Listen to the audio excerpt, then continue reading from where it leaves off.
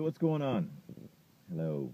Today is Sunday, and I figured if I'm going to do these every single day, I'm going to need to talk about things other than the 90-day challenge, body by body, all that stuff.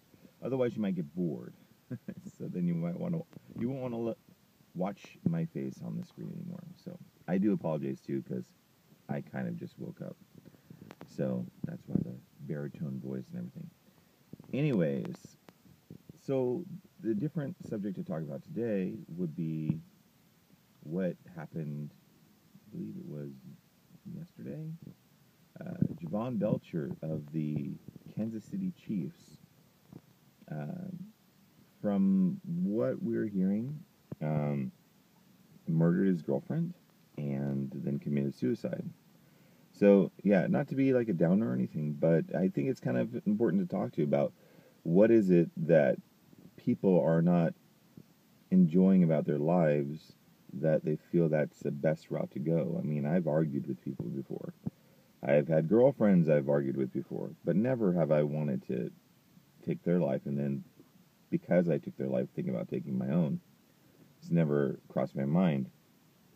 But I guess it doesn't matter the position you are in life, whether you're a professional athlete, whether you have millions of dollars, you can go down the wrong path. And if anything I have learned throughout life is that everything is an inside job. Everything is an inside job.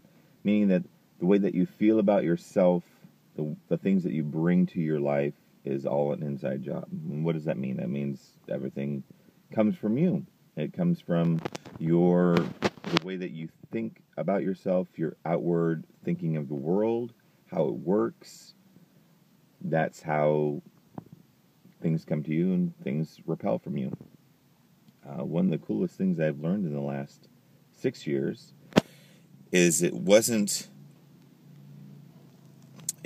me that was the one that brought things to me and repelled things from me. It wasn't the world doing it to me. It wasn't a boss or a friend or a girlfriend, or wasn't any of those people that made bad things or good things come to me. It was me that brought them. Now, sometimes that's like hard for people to take because people are, of course, willing to accept everything good that happened to them as it was the reason, they are the reason why it happened. But they find it hard to take on the bad stuff too. But the cool part is that once you take the responsibility that everything that's going on in your life is because of the positions that you've put yourself in, then it becomes easier. So if that's because you start saying to yourself, if that's the case, then I guess I can be anywhere I want to be.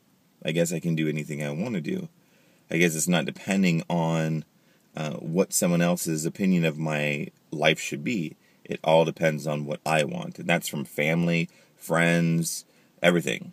So if you have family members that you want to do something specific and you have faith in it and you want to live a certain type of life and they are against it wholeheartedly, it doesn't matter. I mean, you might take a little bit of advice from them if they're helping pay your bills because you don't want to rock the boat.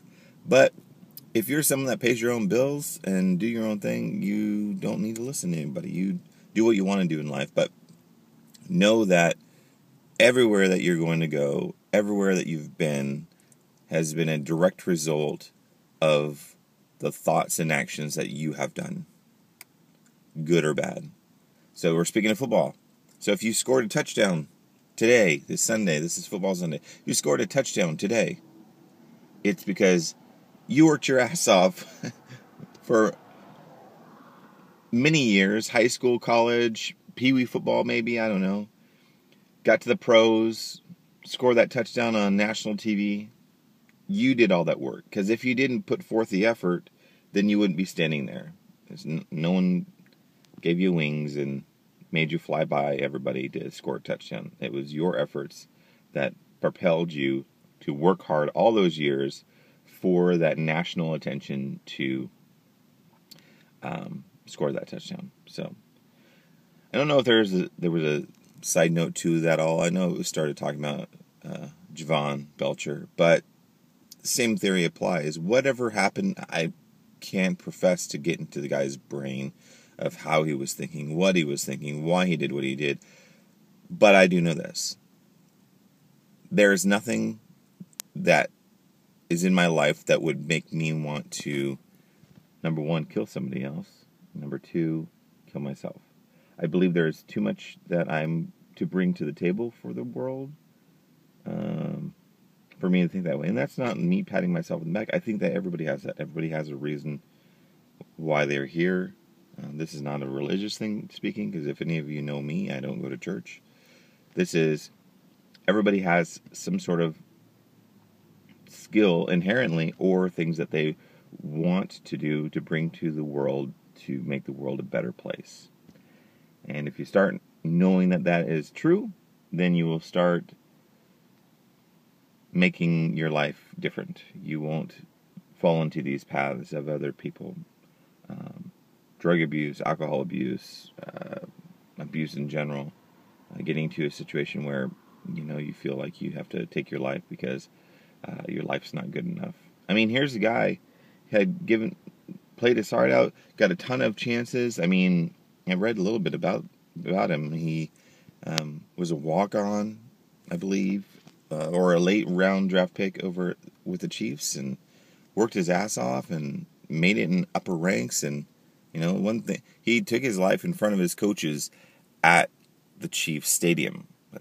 And one of the last things that the coaches said, he said, was he thanked them for the opportunity that they gave him. I mean, they had enough faith in him and his abilities that didn't matter that he was a first-round draft pick or not. He was a good player, and that tells you that you can make it in doing whatever it is that you want to do. So he thanked them and took his life in front of them. I don't know. It's kind of rude too. I don't want to speak badly on the guy, but I mean, these people are the people that gave you the opportunity. I understand wanting to say thank you, but take your life, shoot yourself in the head right in front of him. How traumatizing would that be? Jeez. So anyway, I didn't want this to be a huge rant, but we all have more to live for in life than the mundaneness that we tend to call life.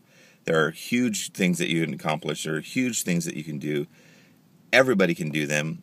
It's just your will to want to start. I was talking to my friend the other day wanting to run a 5K.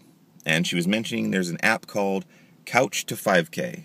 Meaning that if you had like a sedentary life before, and all you did was sit on your couch, but you wanted to run a 5K, you look at this up, look up Couch to 5K, and it will help you train from that point A to get to point B, which is to run that 5K. So, sounds great.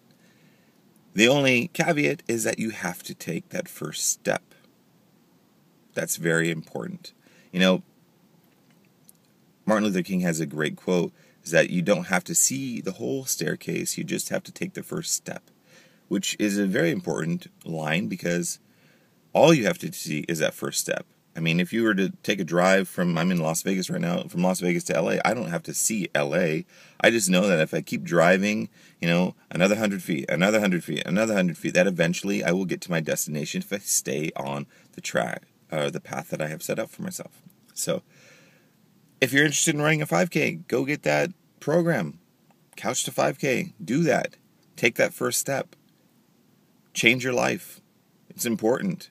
Do things.